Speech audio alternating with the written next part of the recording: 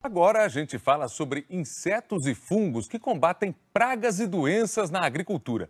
É o controle biológico, tema da reportagem da Ellen.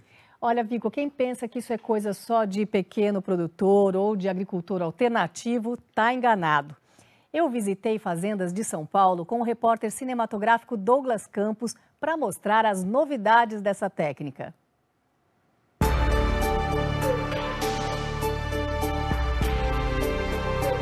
Muitas batalhas são travadas no interior das lavouras.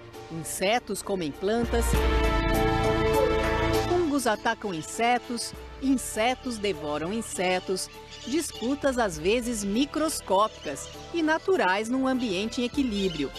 O problema é que, na maioria dos cultivos, esse equilíbrio foi perdido pelo plantio de uma mesma cultura em áreas muito extensas e o uso de produtos químicos em excesso. O agrônomo Alexandre Deceni resume bem. Em 2008, nos tornamos o maior consumidor de agrotóxico do mundo. Em 2010, o segundo maior usuário de plantas transgênicas.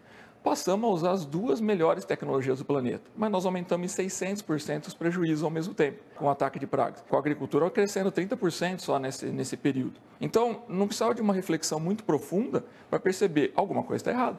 Claro que o Brasil tem uma das maiores áreas plantadas do mundo e um clima que favorece cultivos o ano todo.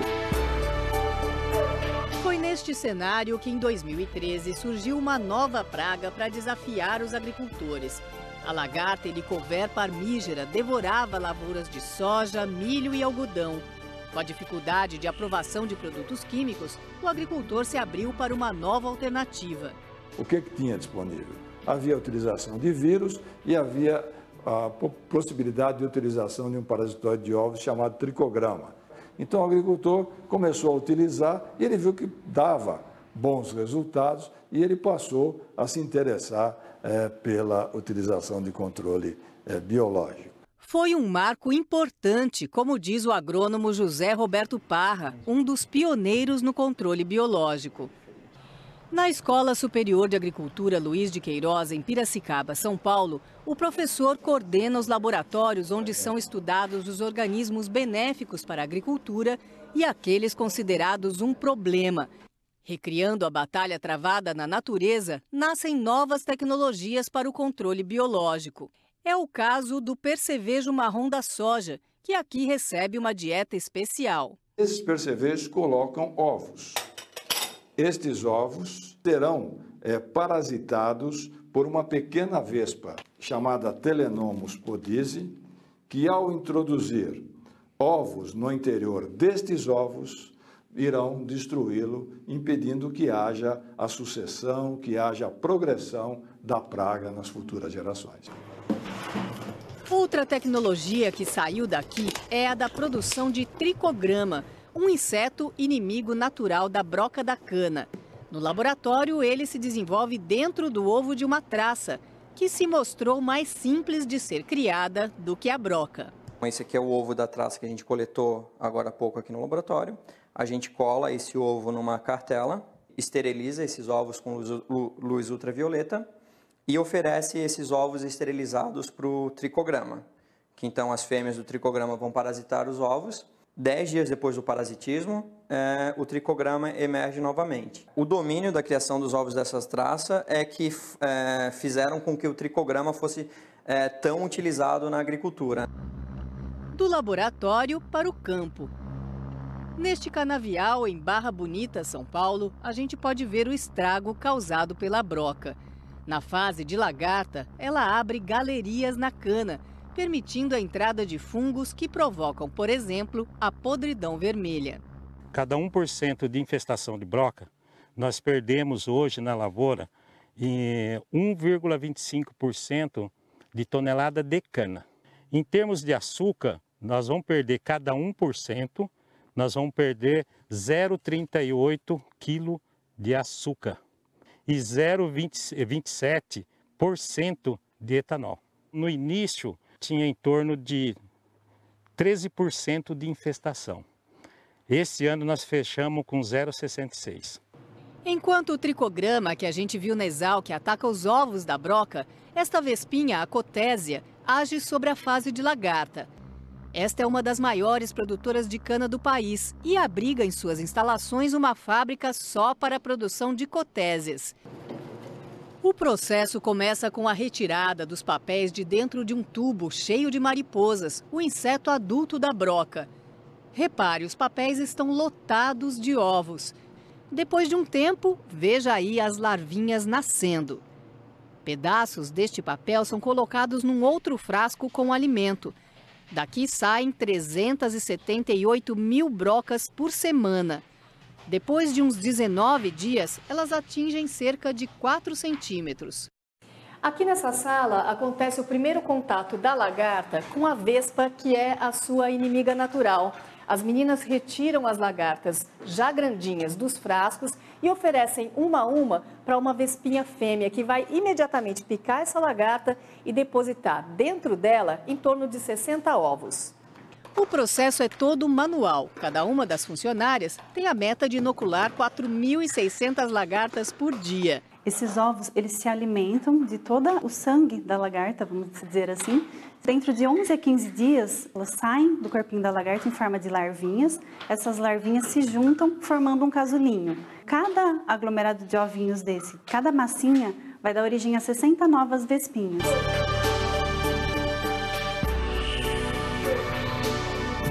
No canavial, o funcionário percorre a lavoura e distribui os potinhos com os insetos. O controle biológico na cana-de-açúcar é um case de sucesso mundial há muitos anos já, ele é de 1970, 72, e ele vem se evoluindo ao longo do tempo.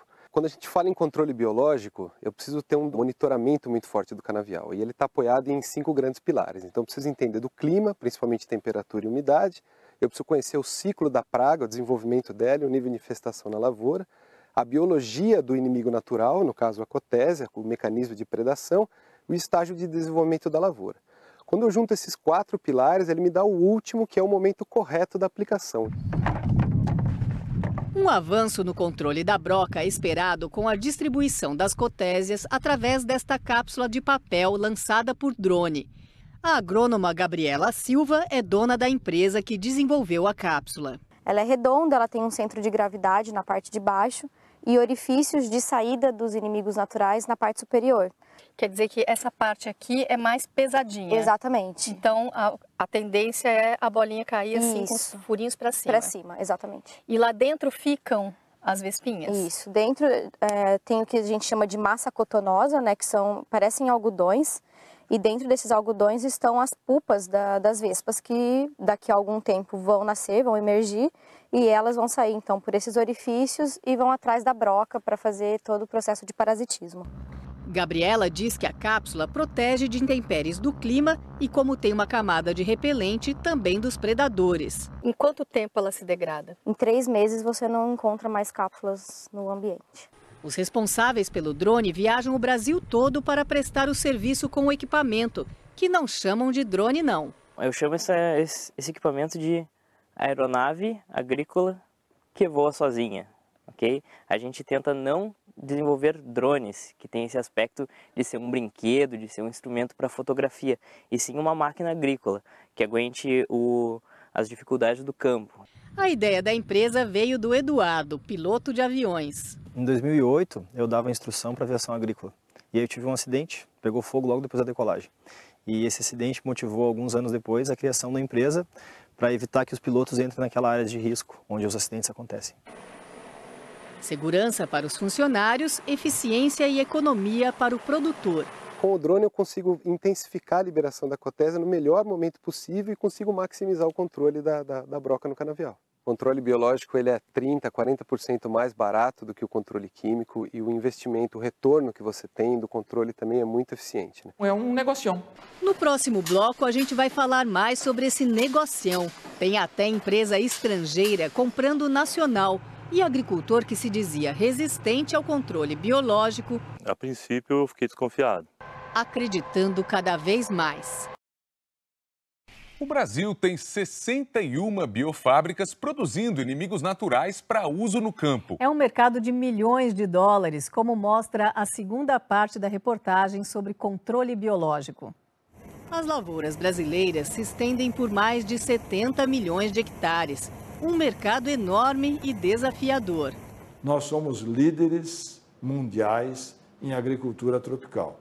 Mas nós temos que desenvolver, e esse é o nosso desafio, um modelo de controle biológico para regiões tropicais. Segundo o Ministério da Agricultura, o Brasil tem cerca de 170 produtos biológicos registrados.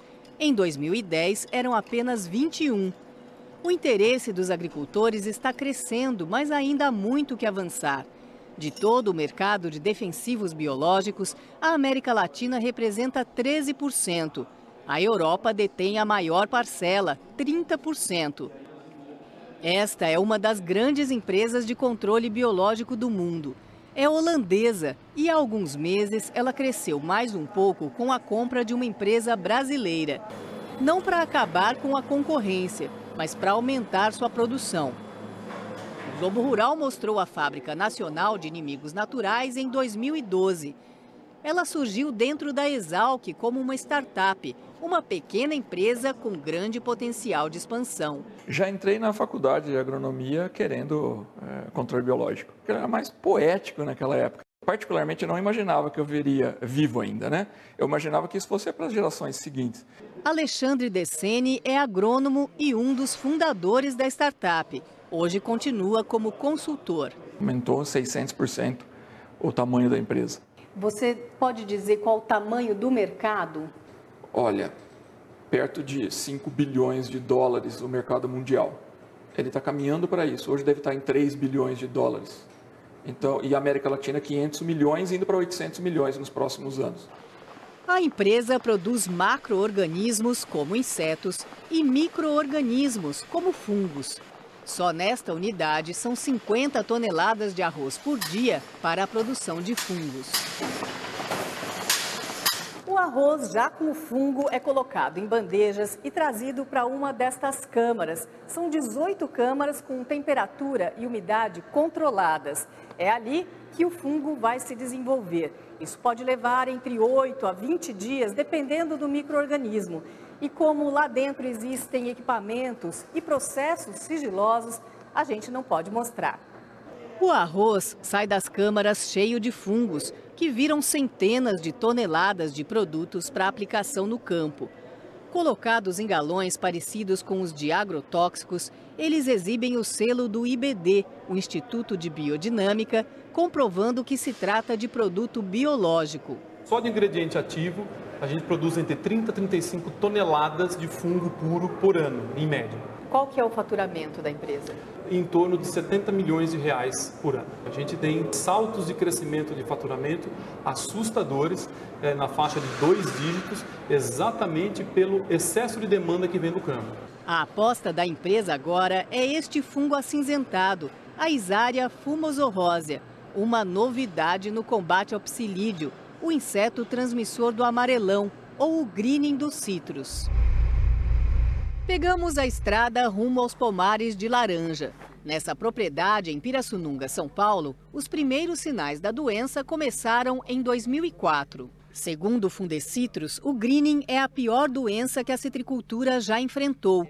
No ano passado, 17% das plantas dos pomares de São Paulo e Minas apresentavam sintomas. Existe um inseto vetor empregado na disseminação da bactéria. Ao passo que esse inseto se alimenta em uma planta doente, ele adquire a bactéria e tem condições de transmitir, de disseminar essa bactéria para outros pomares, inclusive, através de seu sobrevoo em busca de alimentação. E quando ele faz essa alimentação em uma árvore sadia, ele tem total condição de inocular a bactéria naquela planta. Os ramos ficam amarelados e perdem as folhas. Os frutos caem antes da hora e as sementes ficam escuras e menores do que as sementes sadias. Uma vez que a bactéria se instalou na planta, não existe mais cura. Para evitar que o greening se espalhe pelo pomar, a planta doente precisa ser cortada. É o que aconteceu aqui nesse lugar. A laranjeira que existia aqui era do tamanho das outras vizinhas. Ela ficou doente, foi erradicada e a nova planta agora vai demorar uns 4 anos para produzir o mesmo que as outras. Outra medida é o uso de armadilhas para monitoramento do inseto transmissor. Ele é um atrativo visual e ela tem uma cola Semanalmente a gente faz a inspeção e a contagem de quantos psilídeos tem na armadilha. Um único psilídeo a gente já começa com o controle. Nessa aí tem algum psilídeo? Nessa aqui a gente estava olhando um pouquinho antes, nós não detectamos nenhum psilídeo nessa. Ainda bem, né? Ainda bem. Brian Palhares, que herdou o cultivo de laranjas do pai, sempre usou agrotóxicos, mas estava ficando sem opção para variar o produto. Se usar sempre o mesmo produto, ele pode vir a dar resistência ao inseto. A gente já viu isso em outras culturas que a gente também planta, como no caso de soja, de milho, nós já vimos ter esse tipo de resistência. Então nós estamos tentando prevenir no caso de citros. Hoje, em áreas vizinhas aos pomares, já vem sendo usado um outro inseto inimigo natural do psilídeo, a Tamarixia radiata.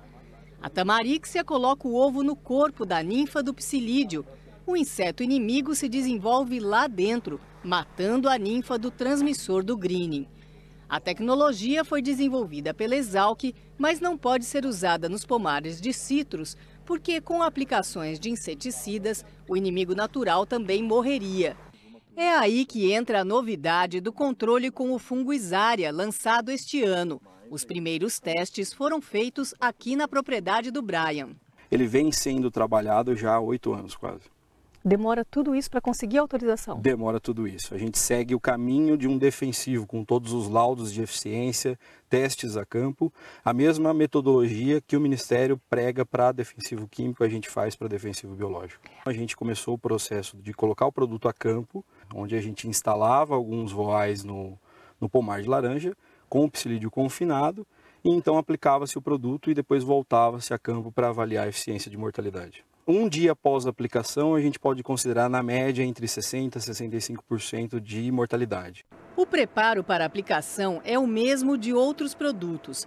Repare que mesmo sendo um controle biológico, o funcionário usa equipamento de proteção.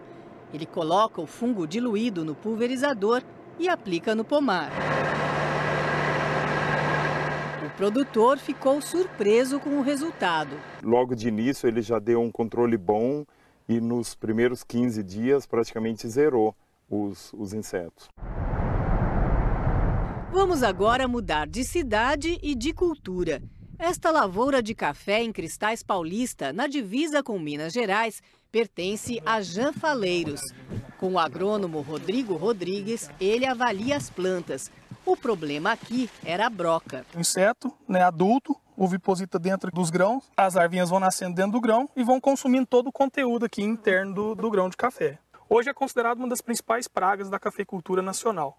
Até pouco tempo, para controlar pragas e doenças, só se usava produto químico nos 900 hectares de café. Até 2011, eu usava um produto, a broca, que era Endossulfan, que me dava um controle de 100%. Nunca tive problema com broca. De 2011 para cá ele foi proibido. Aí eu vinha buscando outro produto para substituir. Eu comecei a usar um produto, outro. E isso estava causando um desequilíbrio muito forte na minha lavoura, com acro, bicho mineiro. E eu vinha buscando alternativa. A alternativa veio na forma do controle biológico, com um fungo chamado Bovéria. Mas não pense que ele aceitou logo a mudança. A princípio eu fiquei desconfiado. Porque como bom mineirinho que eu sou, nascido em Biraci, um fungo vai matar a broca numa área tão grande. Tanto que no primeiro ano eu abri só 10% da área para a gente fazer teste, usar e ver o benefício do produto. O primeiro teste não foi muito eficiente porque a infestação já estava grande. Mas com a ajuda dos técnicos, ele insistiu. Não tem nenhuma broca? Nenhuma. Hoje, o monitoramento através de armadilhas mostra como está a infestação e se há necessidade de aplicar o fungo. E a partir de quantos insetos você começa algum controle? 30 insetos. Faz a aplicação, depois de 15 dias eu faço monitoramento de novo. Aí já vê se caiu, se diminuiu ou não. Agora, 100% da área recebe controle biológico para a broca. O que é aplicado nas plantas é o esporo da Bovéria, a sementinha do fungo. A partir do momento que esse esporo ele entra em contato com o inseto, ele promove um processo de desenvolvimento da Bovéria dentro do inseto. Em torno de 7 a 10 dias, a broca já está morta. Hoje, em média, na safra 17 e 18, a gente tem encontrado em torno de 70% de brocas colonizadas pela Bovéria baciana. A eficiência do controle conseguiu mudar o pensamento até do mineirinho cafeicultor tradicional. Hoje, qualquer produto do mercado está ficando em torno aí de R$300 por hectare, uma aplicação. A Bovéria hoje é R$60. Então é um quinto com o mesmo resultado, mas para mim, na minha opinião, é um resultado muito melhor, né? Porque é um produto natural que te traz vários benefícios e deixa sua planta equilibrada. Se der para passar só para o biológico, você passaria? Nossa, esse é o sonho, né? Cada vez mais imitar a nossa floresta, né? O sonho de recuperar o equilíbrio da natureza. É difícil em cultivos tão extensivos, mas com monitoramento constante e tratamentos preventivos, pelo menos é possível reduzir a quantidade de produtos químicos. O controle químico, dificilmente ele vai ser erradicado. O que existe é fazer o manejo integrado de pragas. E o produto químico ele pode ser usado de forma mais racional. Quando você tem uma praga que não dá para ser controlada de forma biológica, por falta de ciência, de pesquisa ainda, ou perdeu a mão, aí entraria o químico. Então, o Brasil é o que está entrando nessa fase. A gente vê a vida trabalhando para a vida. E a gente se regozija desse trabalho da natureza e da gente poder estar manipulando a natureza em favor de todos, nosso e dela própria.